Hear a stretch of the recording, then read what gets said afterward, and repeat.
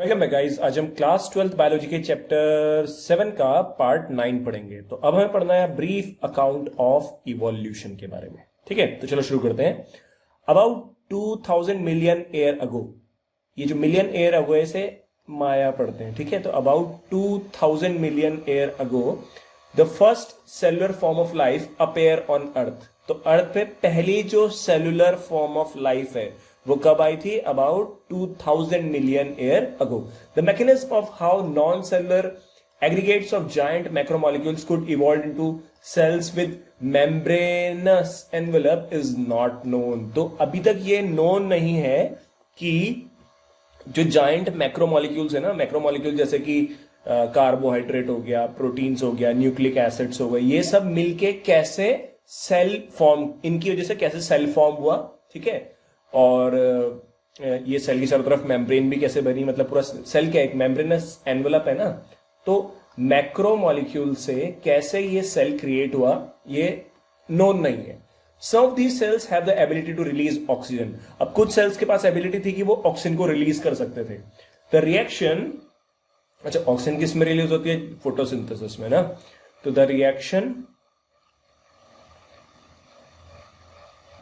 could have been similar to the light reaction in photosynthesis। तो photosynthesis में जैसे क्या होता है, ऑक्सीजन रिलीज होती है, तो वैसी रिएक्शन वहां पे उस टाइम पे भी हुई थी।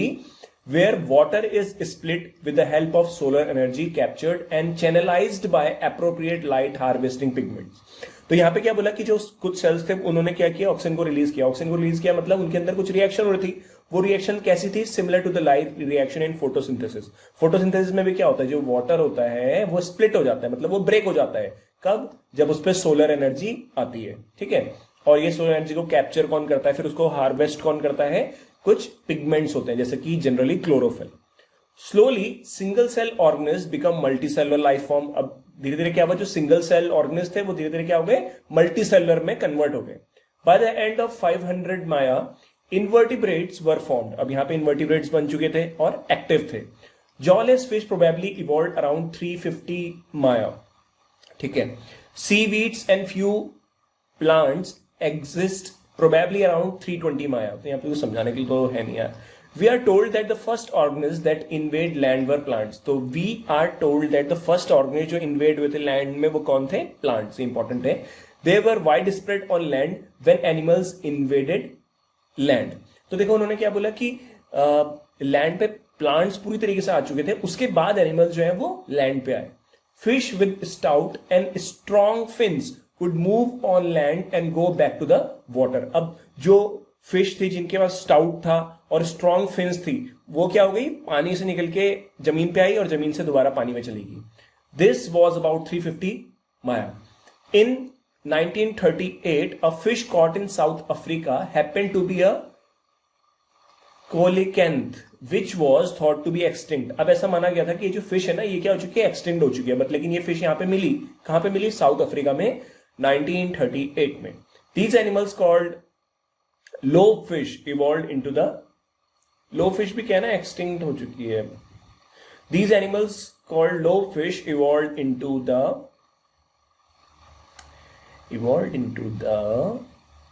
first amphibian। ठीक है, evolve into the first amphibian. ये पहले एम्फीबियन में इवॉल्व हुए that live on both land and water. तो पानी और जमीन में रहने वाले को क्या बोलते हैं? Amphibians. There are no specimens of these left with us. तो अभी हमारे पास कोई भी इनके स्पेसिमेंस नहीं है। However these were ancestor of modern day frog and salamander. तो ये जो है ये क्या है? आज के जो फ्रॉग और सेलेमेंडर है उनके एंसेस्टर है। The amphibians evolve into reptiles. अब एम्फीबियंस किसमें इवॉल्व हुए? रेप्टाइल्स में। दे ले थिक शेल्ड एग्स। तो ये क्या अंडे देते थे? कैसे? थिक शेल्ड वाले जो एग होते थे। Which do not dry up in sun. और ये ड्राई अप भी नहीं होते सन में, अनलाइक दोज ऑफ एम्फीबियंस। ठीक है, एम्फीबियंस के जैसे इनके जो क्या थे एग थे वो ड्राई नहीं होते थे।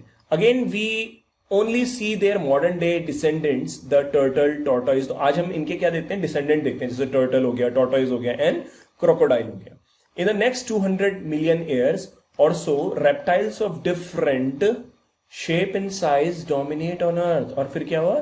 डिफरेंट शेप और साइज के जो रेप्टाइल्स है वो डोमिनेट कर गए कहां पे? अर्थ पे। ठीक है, जाइंट फर्न्स जैसे टेरिडोफाइट, जो टेरिडोफाइट्स है were present but they all fail to form cold deposits slowly. तो जायंट फर्न्स बने बट लेकिन बाद में वो किस में कन्वर्ट हो गए, मतलब कोल्ड डिपोजिट्स में कन्वर्ट हो गए फॉसिल फ्यूल्स बनाने में। Some of these land reptiles were back into water. कुछ जो रेप्टाइल्स थे वो वापस कहां चले गए, वाटर में चले गए। To evolve into fish like reptiles probably 200 माया। ठीक है, इकेथेसॉर्स एग्जांपल। तो some of these land reptiles जो गए फिर से पानी में चले गए और इवॉल्व हो गए किसमें, फिश में, फिश लाइक रेप्टाइल्स में। The land reptiles were of course the dinosaurs. तो डायनासोर्स कौन है, लैंड रेप्टाइल्स थे।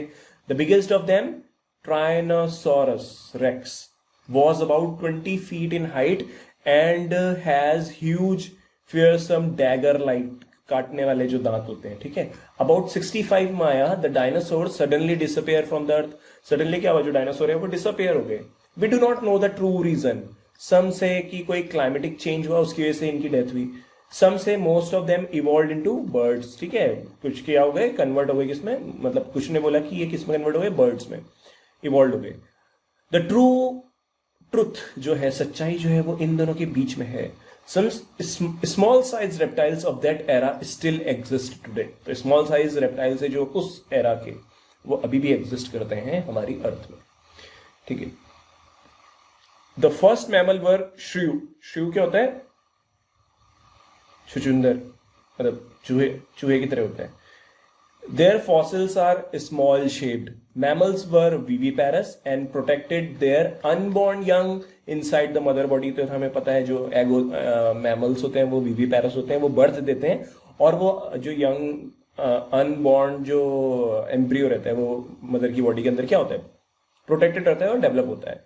Mammals were more intelligent in sensing and avoiding danger at least। तो mammals जो होते हैं ज्यादा इंटेलिजेंट होते हैं सेंसिंग और अवॉइडिंग डेंजर में। Where reptiles came down, mammals took over this earth। अब जब रेप्टाइल चले गए उसके बाद क्या हुआ, मैमल्स ने इस धरती पे कब्जा कर लिया।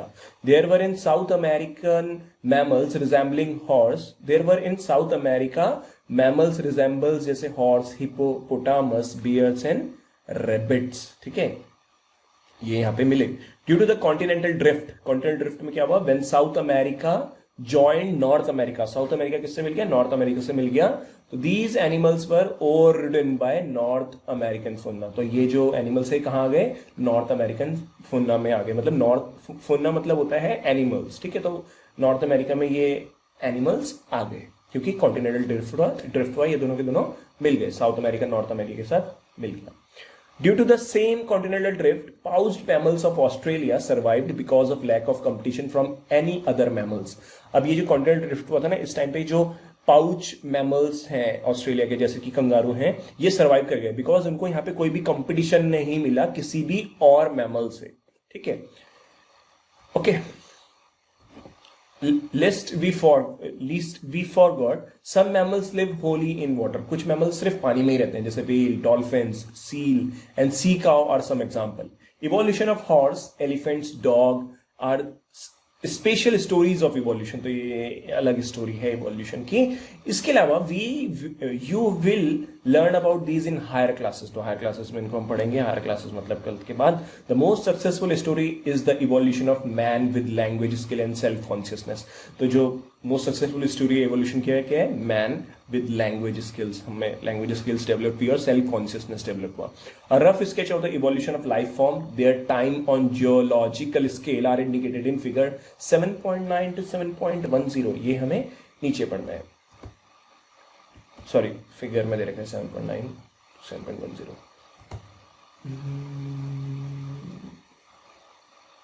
ठीक है, तो ये क्या है ना, ये है representative evolutionary history of vertebrates through geological period. तो ये क्या है, ये जियोलॉजिकल पीरियड्स हैं। कार्बोनिफॉर्म्स क्या होते हैं, जहाँ पे कार्बन फॉसिल वगैरह क्रिएट हुए थे इस टाइम पे। इसके बाद ये डिफरेंट क्या है हमारे पीरियड्स हो जाएंगे। तो ये एक्सटिंक्ट हो गए।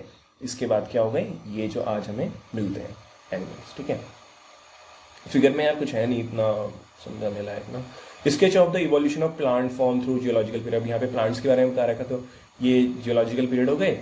इसमें क्या होगा, डिफरेंट प्लांट जो है वो बने। ठीक है, ऐसे करते आज के टाइम पे ये सारे के सारे हमारे पास हैं। बस इसमें तो और कुछ तो है नहीं, यही सब है। तो आई होप आपको ये वीडियो पसंद आया होगा। इस वीडियो में इतना ही रहने देते हैं।